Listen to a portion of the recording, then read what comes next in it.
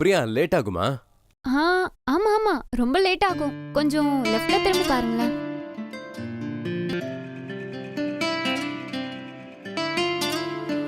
என்ன ரொம்ப நேரம் வெயிட் பண்றீங்க போல? சாச்சா இப்பதான் ஒரு 10 நிமிஷமா. ஓஹோ, சரி சொல்லுங்க. ஏதோ இம்பார்ட்டன்ட் மேட்டர் நீங்க. அத நாளைக்கு சொல்றேனே ப்ளீஸ்.